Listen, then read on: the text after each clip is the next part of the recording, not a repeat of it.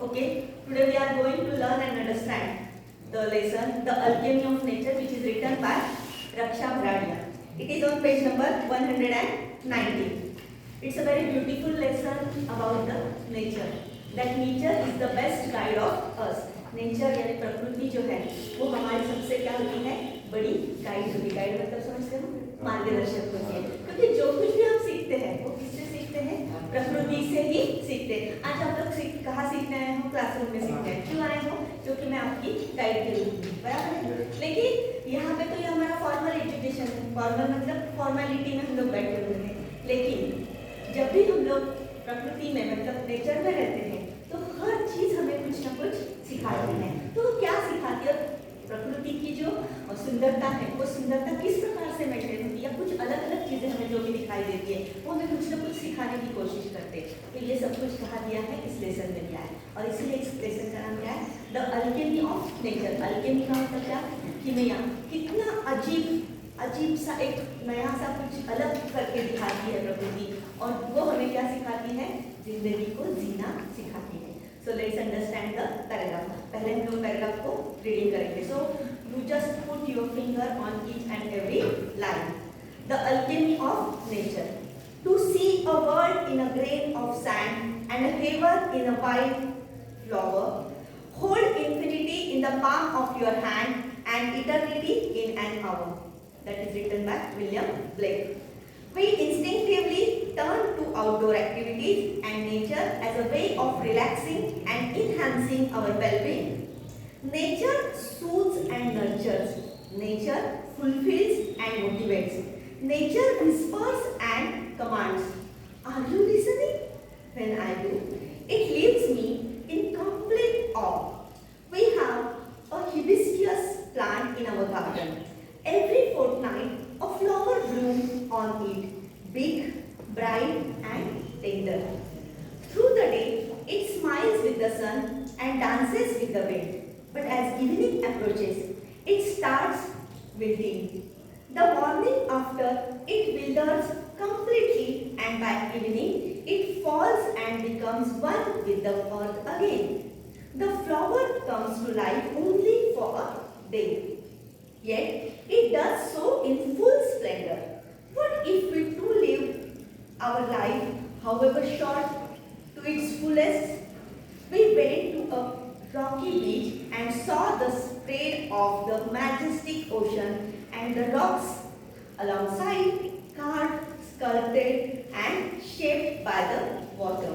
Water is so gentle, rock is so hard, yet as the water flows over it, every day, for years, the rock gives in. It takes the shape that the water commands. Our problems are so colossal and we are so small. Yet, if we persist, we saw small bits of grass peeping through the small cracks in a concrete pyramid. It left us thinking, however impossible things may look, there is always an opening. यहाँ तक हम लोग explain करते हैं, और line से ध्यान दीजिए. First 4 line is a poem written by William Blake. William Blake के जो पोएट थे वो लंदन के सबसे महान पोएट माने जाते हैं. उनको उन्होंने लिखी हुई एक सुंदर सी कविताओं की 4 पंक्तियां यहाँ पे दी गई है. To see a world in a grain of sand.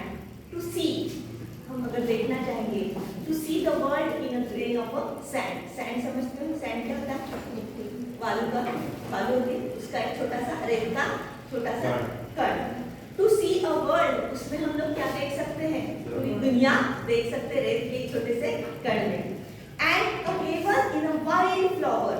और वाइल्ड फ्लावर जो होता है जंगली फूल, उस फूल में हमें क्या दिखाई देता है, क्या दिखाई दे सकता है, हेवन. हेवन क्या होता है, क्या होता है हेवन, स्वर्ग. We can see the heaven. हमें स्वर्ग तो किसी फूल में, जो वो फूल भी कैसा, जंगली फूल में हमें क्या दिखाई देता है, स्वर्ग दिखाई दे सकता है. Hold infinity in the palm of your hand. This is the palm. ये हमारा क्या है, palm है. palm को क्या, palm में क्या करो, होल्ड करो. होल्ड मतलब पकड़ो, किसे पकड़ो, इंफिनिटी. इंफिनिटी मतलब जो दुनिया सारी अनंत है, अमर्याद है, इसका कोई अंत नहीं. ऐसी सारी दुनिया को हम अपनी मुट्ठी में पकड़ सकते हैं. And and eternity in an our. और इटर्निटी मतलब क्या है?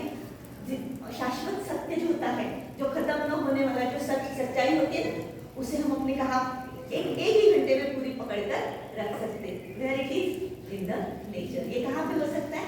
सिर्फ नेचर में। First 4 line understand? क्या हुआ फर्स्ट 4 लाइन में? वी कैन होल्ड, हम क्या होल्ड कर सकते हैं? We can hold the infinity and eternity only in an hour. Why? Because we can see the whole world in a sand. हम sand मतलब रेत के कण में पूरी दुनिया देख सकते हैं, और किसी जंगली फूल में पूरी स्वर्ग भी दिखाई दे सकता है। इसीलिए कहा है कि प्रकृति जो है we can hold it in our hand. हम इस अपने हाथ में पूरी प्रकृति को पकड़ सकते हैं एक ही घंटे में। किस प्रकार से? अपनी आंखों द्वारा देखकर उसे पकड़ सकते हैं। कितनी सुंदर कविता है। तो ये क्या है, जरा ध्यान दीजिए। फर्स्ट पैराग्राफ की तरफ ध्यान दीजिए। We instinctively turn to outdoor activities and nature as a way of relaxing and enhancing our well-being. Nature soothes and nurtures. Nature fulfills and motivates. Nature whispers and commands. Are you listening? कितना सुंदर देखो paragraph. We instinctively turn to outdoor activities. Instinctively underline करो शब्द को। Instinctively का मतलब क्या है? हमारा इंस्टिंक्ट होता है नेचुरली। इंस्टिंक्टिवली मतलब नेचुरली, प्राकृतिक रूप से। We turn to outdoor activities. हम कहाँ जाते हैं? आउटडोर एक्टिविटीज के लिए। यहाँ पे हमें सुंदरता नहीं दिखाई देती। हमारी जो सांस लेने को मन करेगा ना, तो हम कहाँ जाएंगे? बाहर जाएंगे। तो ये इंस्टिंक्टिव है। इंस्टिंक्टिव मतलब क्या है? नेचुरल, हमारी नेचुरल एक्टिविटी है। हम लोग आउटडोर जाते हैं, बाहर जाते हैं। We instinctively turn to outdoor activities and nature as a way of relaxing and enhancing our well-being. किस लिए जाते हैं हम लोग नेचर की तरफ? Yes, for relaxing and enhancing. Relax होना का मतलब क्या है? आराम करने के लिए। Enhance करने का मतलब क्या है? Enhancing का मतलब क्या होता है? ऊर्जा, हमारी ऊर्जा बढ़ाने के लिए, ताजगी लाने के लिए। Enhance होना मतलब ताजगी लाने के लिए, ऊर्जा बढ़ाने के लिए। फ्रेश लगते हैं ना तो प्रकृति में जाके आते हैं तो। So, बोलो मत प्लीज बेटा। As a nature is a way of relaxing and enhancing our well-being. हमारी जिंदगी अच्छे से जीने के लिए we always go to the outdoor. We always go to the nature. Why? Because we want to relax and we want to enhance ourselves. Enhance करना मतलब ऊर्जा प्राप्त करना। Nature soothes and nurture. Why? Because nature soothes us. Nature हमें soothe करता है। Soothing करना मतलब क्या है? सहलाना। Nature हमें सहलाता है। It nurtures us. Nurture करना मतलब क्या है? हमें ये करता है, fresh करता है। Nurture करना हमें बढ़ाता है, हमारी ग्रो करता है हमें। उसे क्या कहते हैं? नर्चर करना कहते हैं। So nature soothes and nurtures. Nature fulfills and motivates. Nature हमें fulfill करता है। Fulfill करना मतलब हमें पूरी तरह से satisfy करता है। Satisfy मतलब समाधान करता है हमारा। And it motivates us. Motivate करना मतलब विचार करना, हमें स्फूर्ति देना, हमें इंस्पायर करना। उसे क्या कहते हैं? उसे क्या कहते हैं? मोटिवेट करना। ये सारे काम कौन करता है? Nature. Nature whispers and command. उसी के साथ साथ नेचर whisper भी करता है। whisper क्या होता है? फुसफुसाना, कान में जो फुसफुसाते हैं ना, that is called whispering. Nature whispers and nature command. Nature हमें क्या देता है? command, ऑर्डर देता है। Are you listening? क्या तुम सुन रहे हो? एक उदाहरण देना चाहूंगी। प्रकृति का जो प्रकोप है ना, आज ठंड है, ठंड का मौसम है, जनवरी है, बहुत ज्यादा ठंड होनी चाहिए। आज क्या हो रहा है? बारिश। क्यों हो रही है? It is the whispering of nature. ये नेचर की whisper है। whisper मतलब फुसफुसाकर कह रहा है हम लोग को, ए मानव सुधर जा, प्रकृति को नष्ट मत कर। अगर प्रकृति को नष्ट करेगा तो प्रकृति तुम्हें नष्ट करेगी। ये क्या है? प्रकृति की whispering है। बराबर है। कमांड कब देगी? बहुत बड़ा प्रलय आएगा, कमांड है। नहीं सुना ना मेरा तुमने? लो कमांड मिल गई तुम्हें, खत्म तुम लोग। That is the command. तो नेचर जो फर्स्ट 4 लाइन से इंपॉर्टेंट है। हम रिलैक्स होने के लिए या फिर एनहांस करने के लिए कहाँ जाते हैं? We always used to go to the nature. Why? Because nature soothes us, nature हमें सूदिंग देता है, हमें सहलाता है. नेचर नर्चर्स अस, नेचर हमारी अच्छी तरह से पालन पोषण करता है, नर्चर करना तो पालन पोषण करता है. नेचर फुलफिल्स एंड मोटिवेट्स, वो हमें समाधान भी देता है और हमें मोटिवेट भी करता है अच्छी जिंदगी जीने के लिए. But at the same time nature whispers and nature commands. Nature हमें फुसफुसा कर कहता है मानो गलत मत कर. नेचर कमांड देता है, अगर ऐसी गलती अगली बार फिर से दोहराई जाएगी.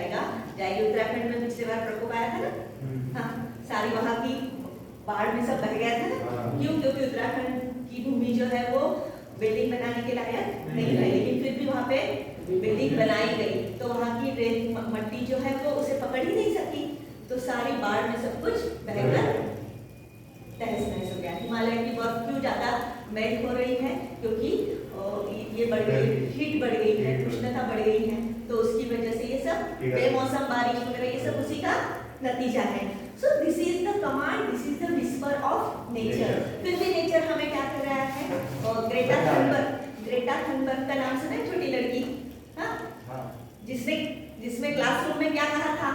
आई don't want to listen, I don't want to learn anything. मुझे कुछ पढ़ना नहीं है, क्योंकि कल को जब मैं बड़ी हो जाऊंगी ये पढ़ाई करके, जब मुझे जिंदगी जीनी है, तब प्रकृति मेरे लिए सही रहेगी, क्योंकि तुम लोग प्रकृति का क्या कर रहे हो? विनाश कर रहे हो. तो उसने बहुत बड़ा कैंपेन किया था. ग्रेटा थनबर्ग, नेट पर जाकर देखो, पढ़ो, तो वो वही कह रही. बहुत सारी लड़कियां, इंडिया में से भी बहुत सारी है ऐसे, तो बहुत सारे लोग हैं कि जो आपको समझाने की कोशिश कर रहे हैं कि that listen to the nature, प्रकृति को ऐसे. और वो कह रही, आर यू लिसनिंग? सुन रहे हो? नेक्स्ट पैराग्राफ देखो.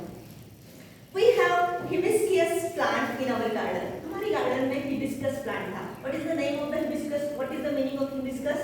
Hibiscus means जास्वंदी होता है, जास्वंद लाल फूल होता है, भगवान गणपति बप्पा को चढ़ाते हैं. That is hibiscus plant. We have a hibiscus plant in our garden. हमारे गार्डन में क्या है? hibiscus plant है. Every fortnight a flower blooms on it, big, bright and tender. Every fortnight.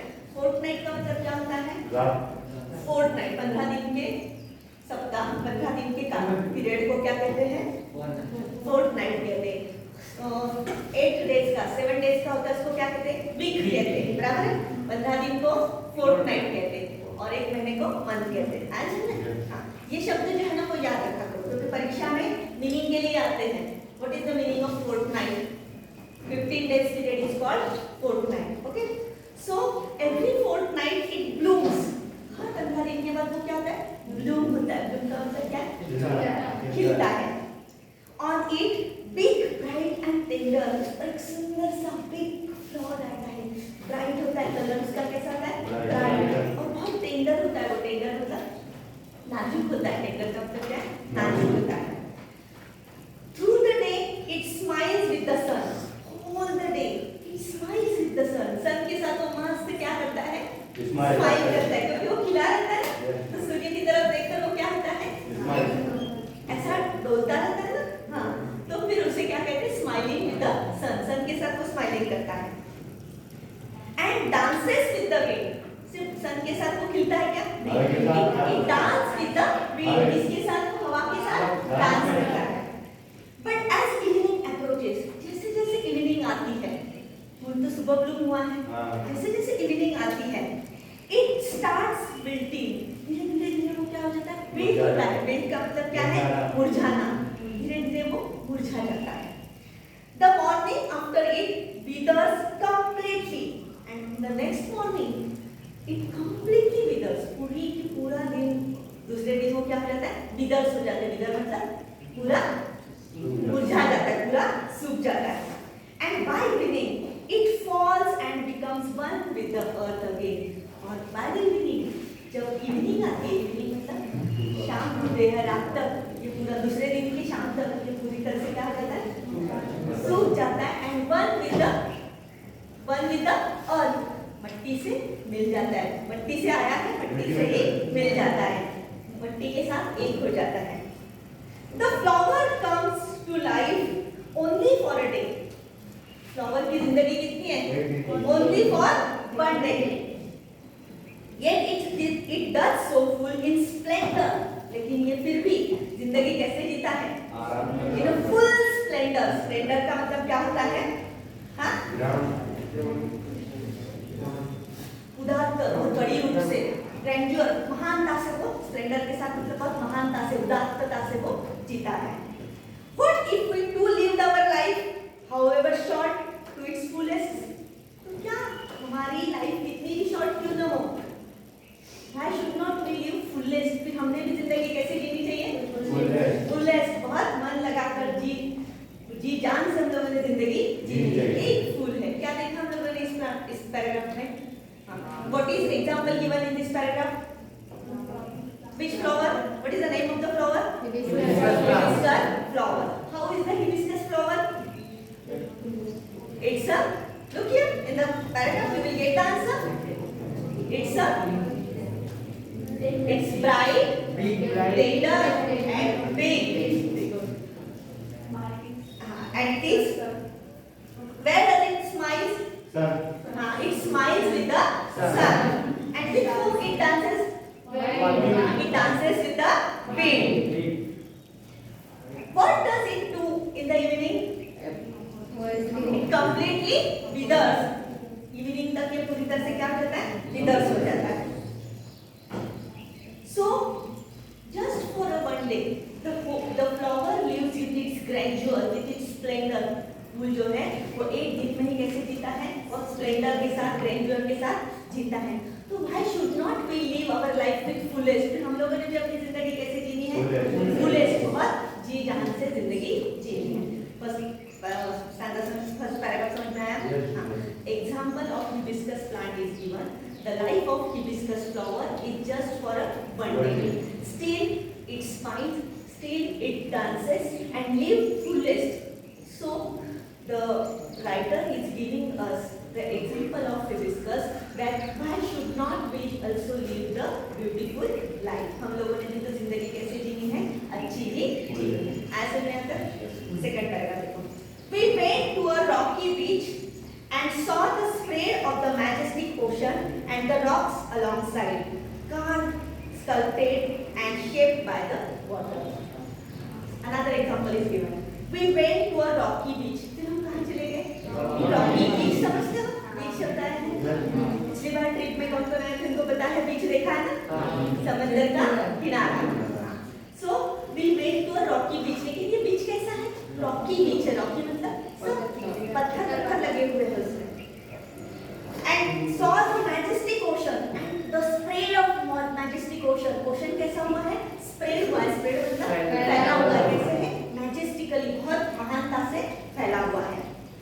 And the rocks alongside, और उसकी बराबर alongside, उसकी alongside, this is the alongside, उसकी बराबर कोने कोने से क्या फैले हुए हैं?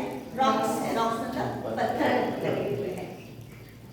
Carved, sculpted and shaped by the water. How are the rocks? Rocks कैसे पता? कैसे? Carved है. Carved मतलब carving हुई है उस पर, मतलब कट गए हैं, बहुत सुंदरता से कट गए हैं. Sculpted, उसका पार्ट क्या होगा? स्कल्प है. मूर्ति बनाते समय हम उसको क्या करते हैं? तराशते हैं ना, इसे स्कल्पटिंग कहते हैं. Shape, उसको शेप आया है. शेप मतलब आकार आया है. By the water. और ये तीनों चीजें किसने की है? Water. These are done by the water. ये सब चीजें किसने की है? Water is so gentle. तो मन में तो आया होगा आपका. Rock is very hard and water is very gentle. पानी तो बहुत ही सॉफ्ट है. पानी जो पीते हैं वो कैसा है? सॉफ्ट है. And rock so hard. Rock को हाथ में पकड़ के भी देखो कितना हार्ड रहता है. उसको कुछ हो सकता है क्या? अपने को लगेगा लेकिन उसको कुछ नहीं होगा. ये as the water flows over it every day, for years the rock gives in. क्या होता है फिर? The water flows over it every day. उसके ऊपर से हर रोज पानी बहता है. And the water gives and the rock gives in. और फिर जो पत्थर जो बहुत भारी होता है, मजबूत होता है, वो अपने आप को गिव अप कर देता है, मतलब अपने आप को छोड़ देता है पानी के भरोसे पे. फिर पानी उसको क्या करता है? स्कल्प करता है, कार्व करता है, शेप देता है. पानी उसको अपने रंग में रंग देता है. For years the rock gives in. It takes the shape that the water commands. ये कौन सा शेप लेता है? जो कमांड कौन देता है? वाटर जो कमांड देता है वो शेप कौन लेता है? कौन लेता है? रॉक लेता है. A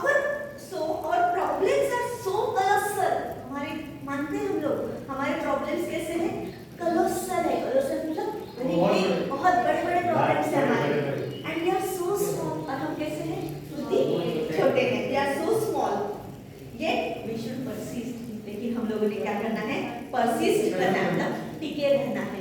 एक ना एक दिन क्या होगा, हमारे प्रॉब्लम्स छोटे हो जाएंगे, हम बड़े हो जाएंगे। किसके जैसे? Just like a water and rock. Water is very soft, rock is very hard, but water commands the rock and rock takes the shape, sculpts it because of the water. क्यों? Because water is persistent, क्योंकि पानी जो है वो क्या है, लगातार काम कर रहा है। लगातार काम करने की वजह से कितना भी हार्ड क्यों ना हो पत्थर, वो क्या हो गया है, कट गया है। अपने आप को उसने, पानी ने जैसा रंग दिया उसका, उसमें वो ढल गया है। तो हमारे प्रॉब्लम अभी हमें बहुत क्या लग रहे हैं, very colossal. Still if we will persist, अगर हम लोग उसमें डटे रहे तो प्रॉब्लम कल वो छोटे हो जाएंगे, हम बड़े हो जाएंगे। इसलिए राइटर क्या कहता है, वी शुड परसिस्ट। हमें क्या करना है, परसिस्ट करना है। लास्ट पैराग्राफ इसमें से, we saw small bits of grass peeping through the small cracks in a concrete pavement. It left us thinking, however impossible things may look, there is always an opening. Another example is given. First example he discussed plant का था, second जो था water and rock का था, third example is of we saw small bits of grass peeping through the small cracks in a concrete pavement. रास्ते में pavement पे जाते हैं ना, pavement क्या होता है, pavement मतलब फुटपाथ। pavement शब्द मिला, देख रहे हो, फुटपाथ पे हम लोग जाते हैं and pavement is made up of a concrete. pavement किससे बना रहता है, concrete से, मतलब सीमेंट का बना रहता है क्या, pavement. And we see that a small bits of grass peeping through the small cracks. उसमें छोटी-छोटी cracks होती है, हमारे जो फर्श है ना, अगर हम लोग बाहर भी गए तो वहाँ पे जो लगे रहते हैं ना, हाँ, तो उसमें जो छोटे-छोटे cracks दिखाई दे रहे हैं, हाँ, उस crack में से हमें बहुत बार कुछ आते हुए दिखाई, कुछ उठता हुआ दिखाई देता है। Small grass is peeping through, peeping मतलब झाँक कर देख रहा है। कौन झाँक कर देखता है, ग्रास झाँक कर देख रहा है। It left us thinking, उसकी वजह से सोचने पे मजबूर हो जाते हैं। However impossible things may look, there is always an opening. जिंदगी कितनी भी डिफिकल्ट क्यों न लगे, कहीं ना कहीं उसका ओपनिंग होता है। ओपनिंग मतलब खुलने के लिए रास्ता आता है। समझ लो इस रूम में हम लोग पूरे पैक्ड हैं, कहीं निकलने के लिए जगह नहीं है। एक दिन देखो, 2 दिन देखो, कहीं ना कहीं तीसरे दिन आपको जगह मिल जाएगी बाहर निकलने के लिए, बराबर है। तो इसलिए हमें सोचने पर कौन मजबूर करता है कि कंक्रीट कितना भी टफ क्यों न हो, there is always opening. Because of that opening, उस ओपनिंग की वजह से grass pick through it, grass जो है नीचे जमीन में, वो उसमें से पिक होकर आता है। पिक मतलब झाँक कर बाहर निकल आता है। तो प्रॉब्लम्स कितने भी डिफिकल्ट क्यों न लगे, उसका ओपनिंग है, उसका ओपनिंग मतलब उसका सॉल्यूशन है, तो वो हमें देखना है। यहाँ तक पैराग्राफ समझ में आया?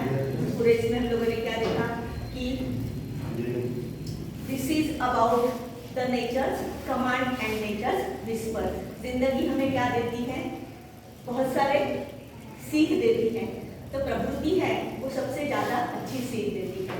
इसीलिए कहा है राइटर ने कि नेचर मोटिवेट्स अस, नेचर हमें मोटिवेट करता है, नेचर सूथ्स अस, नेचर हमें सहलाता है, नेचर नर्चर्स अस, नेचर हमारी क्या करता है, नर्चरिंग करता है, मतलब हमें अच्छा सा पालन पोषण हमारा करता है। But at the same time nature whispers in our ear, nature commands us, nature हमें कमांड भी देता है। और क्या कहता है, लिसन टू मी, मेरी सुनो, otherwise you will be ruined. अगर ऐसा नहीं किया तो तुम क्या हो जाओगे, रूइन हो जाओगे। रूइन मतलब तुम्हारा अंत या फिर विनाश हो जाएगा। He has given, या फिर हम लोग नेचर की बातें सुनकर जिंदगी जीना शुरू करेंगे तो हम बहुत कुछ सीख सकते हैं। 3 examples are given. The first example is of a hibiscus flower. Hibiscus flower मतलब जासवंती फूल का एक दिन के लिए जीता है, फिर भी कैसे जीता है, खुश से, फुल प्रूफ जीता है। I should not live like that. हम लोगों ने क्या कैसे करना चाहिए, we should live also with fullest. Second example is of a rock and water. Rock and water का example है। Rock बहुत हार्ड है and water कैसा है, सॉफ्ट है।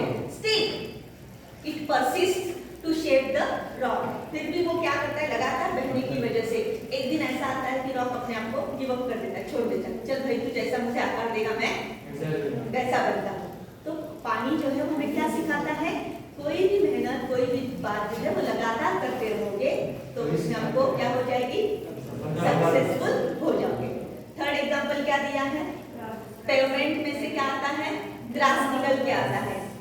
एक छोटी सी क्रैक होती है, उसमें से क्रैक मतलब छोटी सी छेद होता है, उस छेद में से क्या निकलता है, ग्रास निकलता है। वो क्या सिखाता है, कितनी भी डिफिकल्ट सिचुएशन क्यों ना हो, there is always solution, solution कहीं ना कहीं होता है। आगे भी बहुत सारे एग्जांपल दिए हैं, उसी के साथ हम लोग नेक्स्ट पीरियड में देखेंगे। तब तक धन्यवाद।